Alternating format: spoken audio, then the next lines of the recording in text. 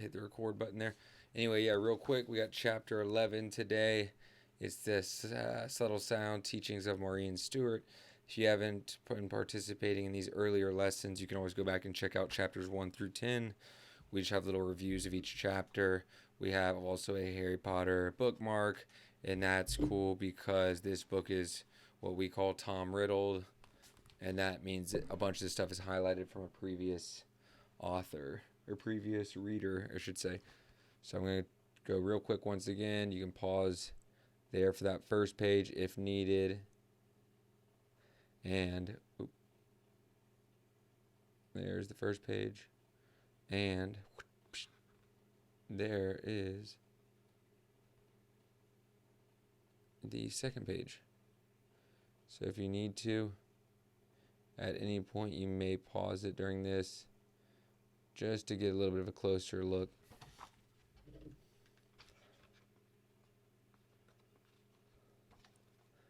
Yep. Oh, that's it. All right. Okay, cool. So chapter 11, building a temple. There's the second page. I just want to make sure you guys get that. All the pages have been shown so far, so I don't want to shortcut you guys now. All right, so building a temple. Let's read through some of these highlights. First highlight, it says, but where is the most wonderful spot to build a temple? It is in each one of us, is what's highlighted.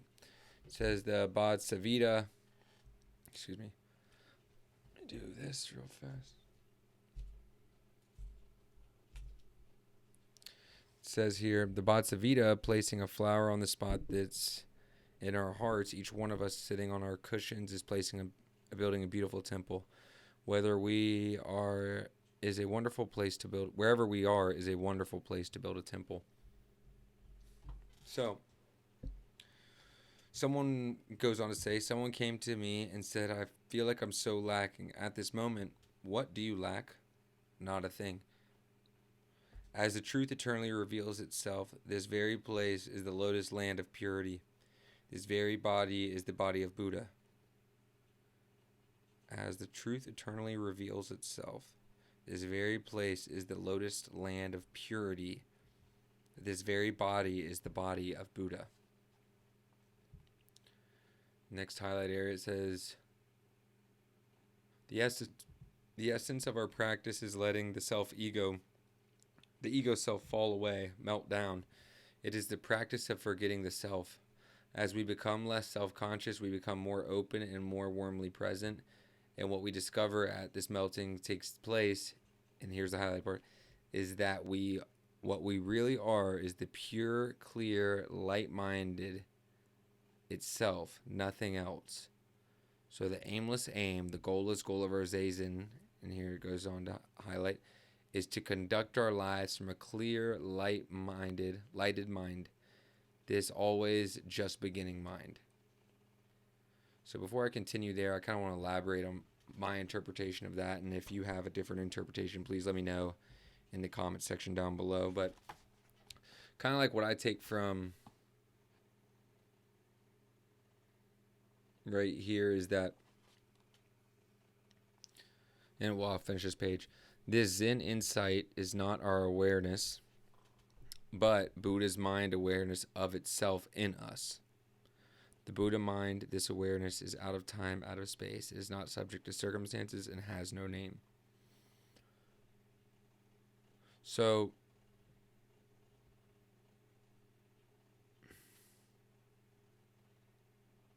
kind of reminds me of Coach Carter, what is your deepest fear? Our deepest fear is not that we are inadequate. Our deepest fear is we are powerful beyond measure. It is our light, not our darkness, that most frightens us.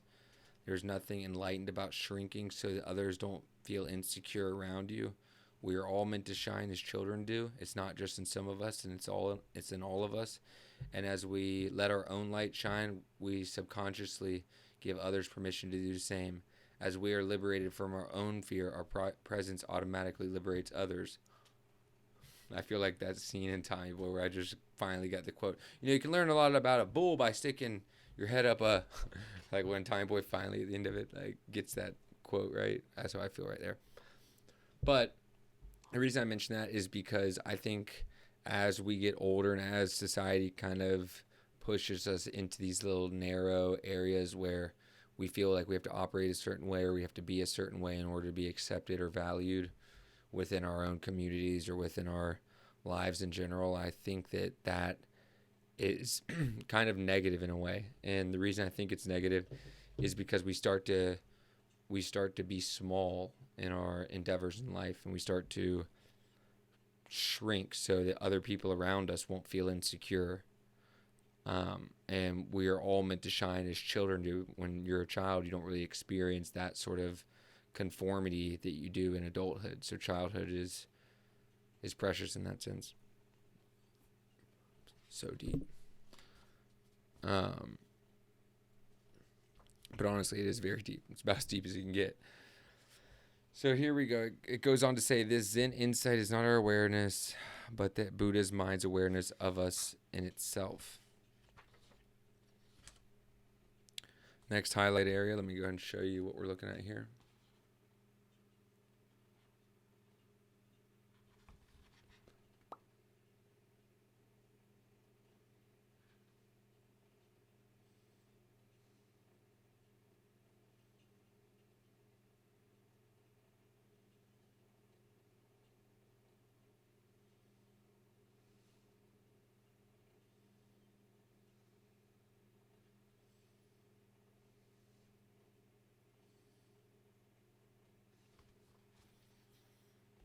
Okay, so the first highlight area. Zazen is completely accepting the presence of ideas, of thoughts, without either affirming or denying them, without engaging them. Sometimes there is a life situation to which we must direct our attention. At such a time, of course, we must think it through. We think it down to the last drop, but we do not fool ourselves that we are practicing Zazen. Goes on further down the page to say there is a difference between not thinking and being without thinking. The difference is between a simple negation and the Buddhist doctrine of emptiness, or sunyata. The Buddhist doctrine of sunyata is the pure presence of things just as they are, without thinking and with no intentional attitude at all. No, I believe this to be the case, or no, is it or isn't it? Pure presence. Goes on. This reaches the ground of our being, our clear, pure mind, and then we have a base for our thinking and reflection from what our practice is for. What do we give to our lives? A strong seat, a firm base. Then life can be dealt with. Hara full, heart full, head cool. I'll just go ahead and finish up this chapter here. Our thoughts and illusions are not in the fundamental nature of our minds. They are temporary. They come and go. We can let go of them. We can become much more healthy-minded through realizing that we are not stuck in some fixed condition. We all have periods of weariness, of pain, but it is just a passing, impermanent condition, and fundamentally, we are all Buddha from the very beginning. And next chapter will be chapter 12, Taking It Home. But yeah, I like to kind of try and relate this to my life, if at all possible, and if it relates at all to your life, please let me know in whatever comment section or whatever area of the internet you might be watching this in. You can let me know on that platform, or you can let me know on Instagram, however you want to get in contact with me. My Instagram, is I got eFlyingCo right here. That's my Instagram handle. It's also my YouTube channel, and then over here, eFlyX is another one of my YouTube channels, but that one's been under a little bit of scrutiny for code violations, but that's neither here nor there. They were kind of silly. Not anything really nefarious, and something that I'm hoping will be appealed, but I'm not going to push it because that account I've had since like 2010, and I don't want to lose all that data from that account. So, but regardless, get in contact with me with however, and we can talk about it. But for me, subtle sound for this chapter, building a temple, it kind of makes me feel how, I think I mentioned, maybe it was in chapter 2, but when I was talking about how we as people kind of start to build these walls around us, where we kind of start to fortify ourselves. internally, like on a spiritual level. So this isn't going to be like some ego thing where it's you feel like you have to kind of put your chest out and kind of be angry or like show dominance in some weird alpha male sort of type way. But it's more a spiritual thing where it's like you're not letting stuff bother you on a very mundane or a very materialistic surface level. If something bad happens, acknowledge it and you just keep moving. It's like if people are getting stressed about stuff, you can help them, but you don't need to get stressed out yourself. And something I was thinking about yesterday, kind of like building a temple, is like when you have like that, when you practice meditation regularly, one of the benefits I've noticed and one that I've seen other people talk about is how you're kind of like cleaning your head. You know, you're kind of like when you're practicing meditation, you're kind of decluttering your brain. You're kind of slowly but surely removing a bunch of excess and just a bunch of buildup of emotions that subconsciously you haven't even dealt with. And the more you meditate, the more time it allows you to sit with those emotions. So if you've never meditated, I'd recommend picking it up in 2023. I started meditating during COVID-19. I don't want this video to be flagged, but I started meditating during the Kuf, and through that meditation, I was able to find a lot of peace with myself. Just as far as, aside from other things to stay healthy. The reason I did that is, and I also just want to be very careful, like this is not a professional opinion. This is for entertainment purposes only. My other channel is actually because of that C word. That's why it's in hot water. So I'm not even really trying to jump into that part. But the whole reason I mentioned this is just because I'm relatively new myself. But in the couple of years I've done it, I've noticed a tremendous benefit. And you can tell you can almost tell when people aren't spiritually sound because they're very emotional in a bad way, and they get very wound up in whatever their day-to-day life is. And if you can, I'd recommend when you first wake up not to be getting on your cell phone for a few minutes. I'd recommend trying to sit and meditate if possible, but if not, just spend like the first 2 hours of your day before getting on your cell phone. The reason I mention that is because your cell phone is the way they're designed. It's kind of like a casino. It's designed to lure you in, cell phones, and that's just the nature of them because that's where the money is. That's how advertisers make their money. That's how the system goes, because it's kind of like you have a casino in your pocket, and today's currency is your attention. So the reason I wouldn't recommend being on a cell phone for the first 2 hours a day is because your cell phone is going to be largely negative. The way the attention economy works, you are more likely to engage with material that you don't like or that you find to be negative, or stuff that you might not agree with, stuff that would cause you naturally to say, hey, I don't think that's true, or I don't think that's the case, because you're ultimately, the idea being is you're going to say your piece, or you're going to have to do the clicks to get to where you want to do, to either say your piece or to like look at something to understand why people are saying it. So, to make this point, the reason I would recommend, and the reason a lot of people don't recommend getting on your cell phone for those first 90 minutes a day, is because when you're first waking up, your brain's in a theta state, which, if you aren't familiar with brain waves, to give you kind of like the layman's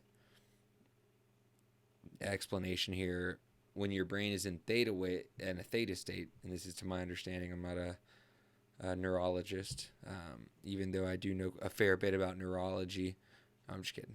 But if I'm not a neurologist, but the thing is that when your brain is in a theta state, it's more susceptible to outside influence.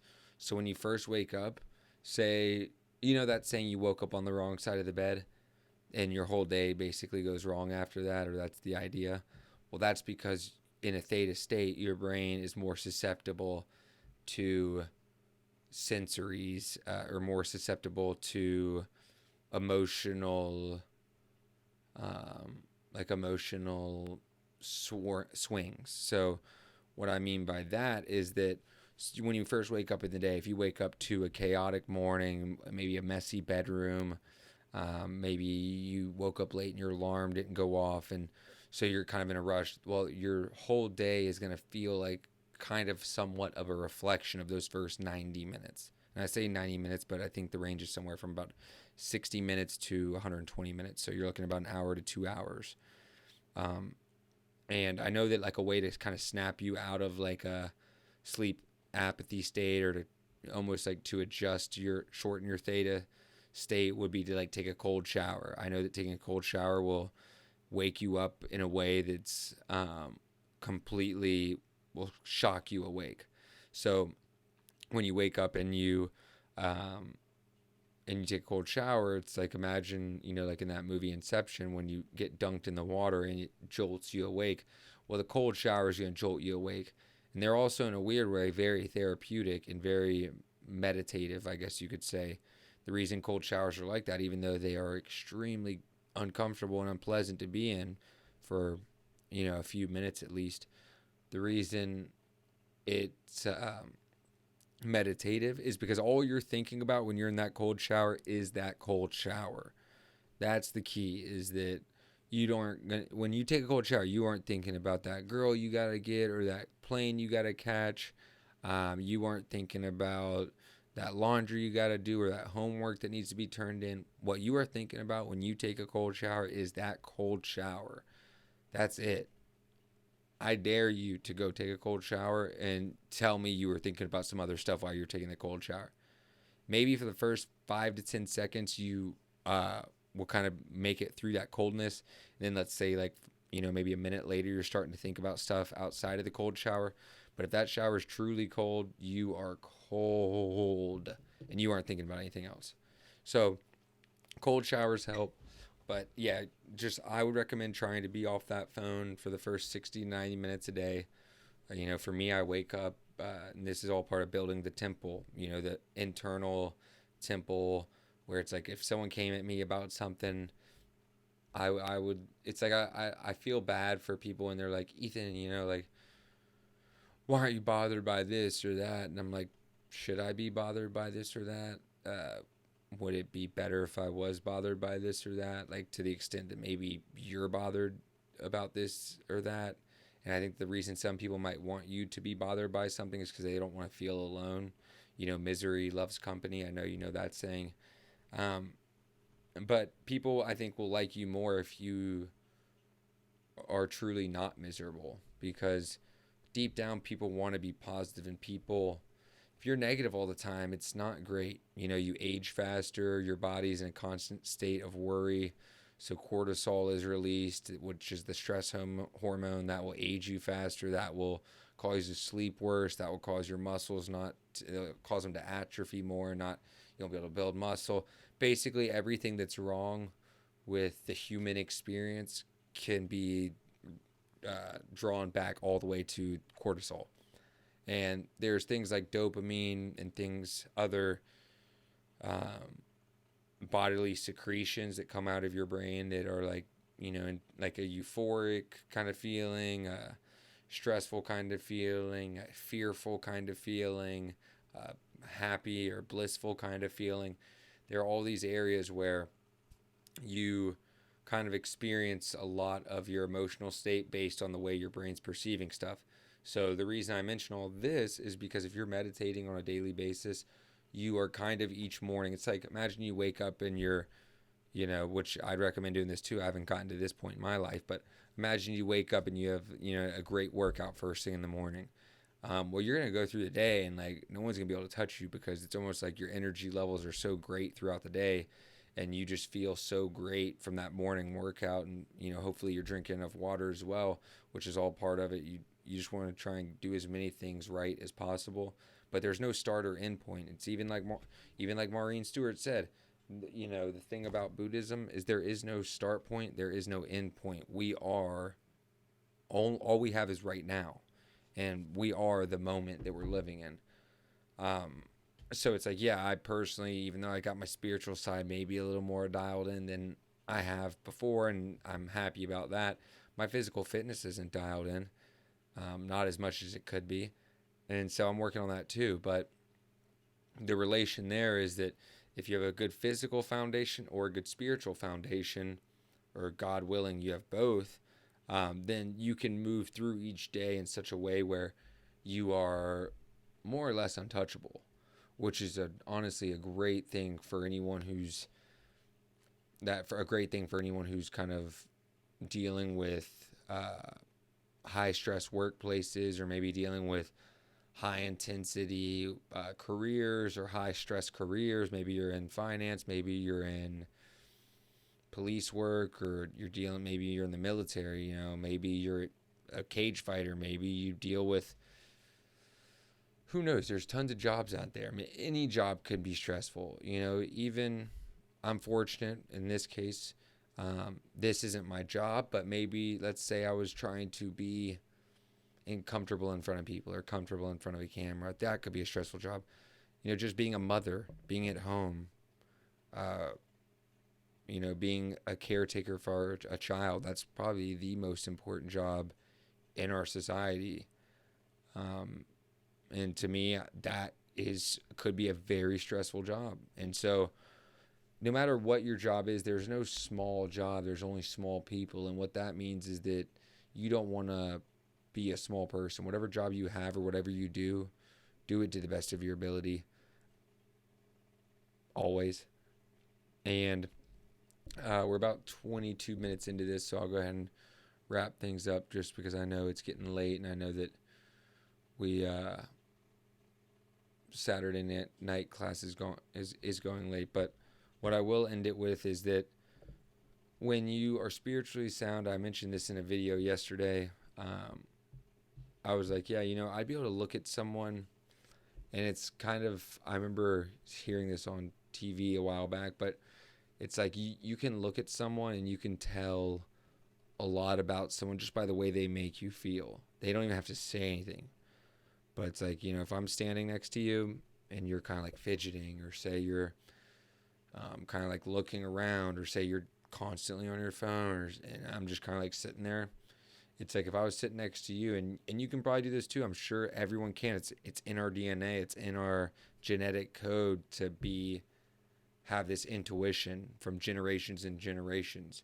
So the more intuitive you become, the more genetically it is written into your gene code. So, as you become more and more genetically evolved, then your offspring, or your children, I should say, I guess, they will have things in their genetic code that you pass on to them that will make them just as intuitive and have the ability to be even more so intuitive.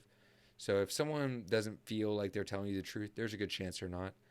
And the point I'll conclude with is something I talked about yesterday. I don't know if I ever said it, but it's like if someone, like in this case, it was like yesterday I was talking about an old girlfriend of mine, and I hope that everything's going well for her, and I really do mean that.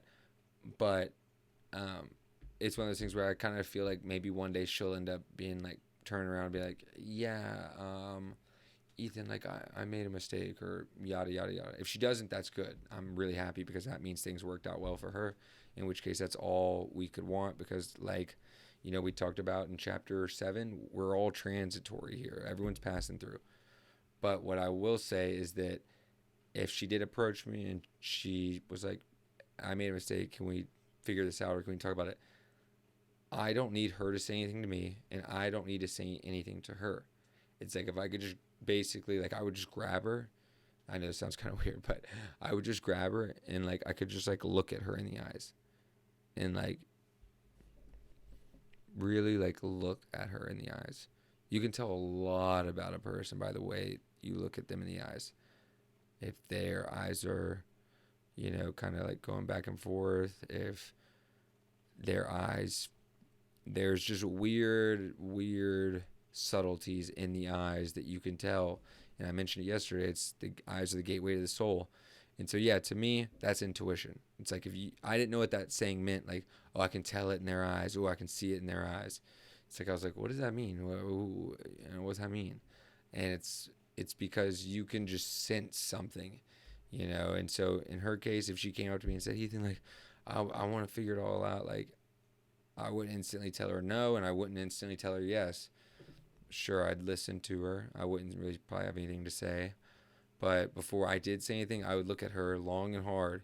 And if I could tell that she was genuine and there was some sort of true, maybe regret or true growth that came from her on her end, then I'd be happy to entertain the idea of getting back together. But if there isn't, then no, I wish you all the luck in the world, and I hope that everything's been going well for you, but I can't do this again, or I can't do that again. And so I think that's important for everyone, for if you're ever considering getting back with an ex. If it feels questionable, don't do it. If you're considering getting with someone new, if it feels questionable, don't do it. Don't sacrifice who you are or what you are or your energy for someone who's not really going to enhance you or make you better. That might sound selfish, but it's not. We're all meant to shine as children do.